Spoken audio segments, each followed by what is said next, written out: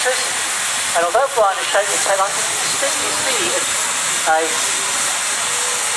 a chimney making its way over the top of the marquee there, so I think we're due to have at least one more steam engine into the arena in just a moment.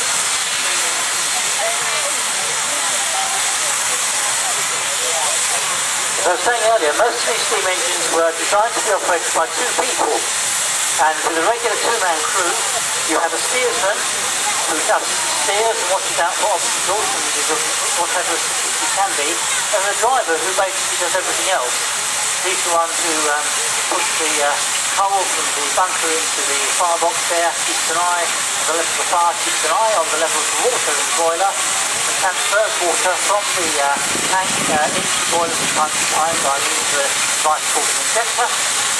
You can have the steam pressure to make sure that we've got enough steam pressure there to tackle the hill that's coming out around the corner, that you're scanning your route. It's a very important part of operating steam engines on the road.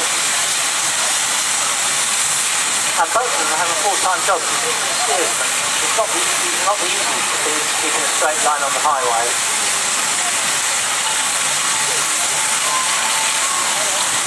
Now, if you're old enough to have an unrestricted car licence that lets you drive heavier vehicles, so in fact you are allowed to drive most of these steam engines here on the road on your car licence. However, a steam roller, even though it may be considerably lighter than one of these carrying engines or a big road locomotive, needs a separate Class B road roller licence. And for that, you have to have a regular driving test, which involves reversing around the corner, parking the road, and stop call rescuing. Quite good fun to do.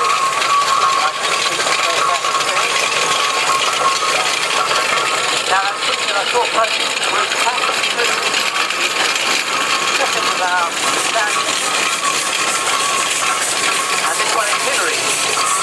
Owned by Top Art, who is engineering the tank of the Cobra. Hilary was one of the pair supplied new to Dennis's, adopted in Lincolnshire, and was used for cultivating of lands to grow potatoes, the famous potato crisps in later years.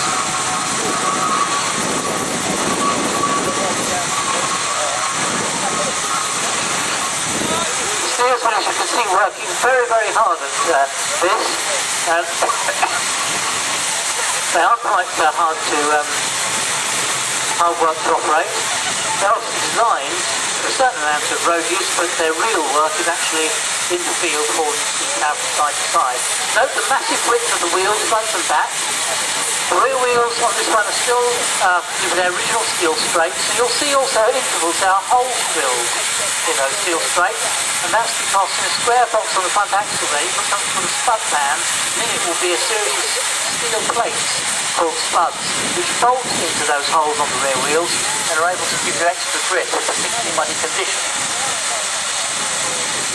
Presents in very much working condition, this one.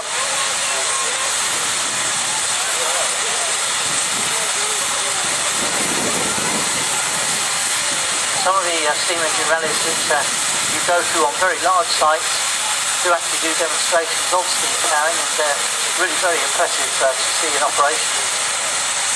Quite a skilled operation. To do a proper job, you do have to keep a good tension on the cables you're hauling the plough across.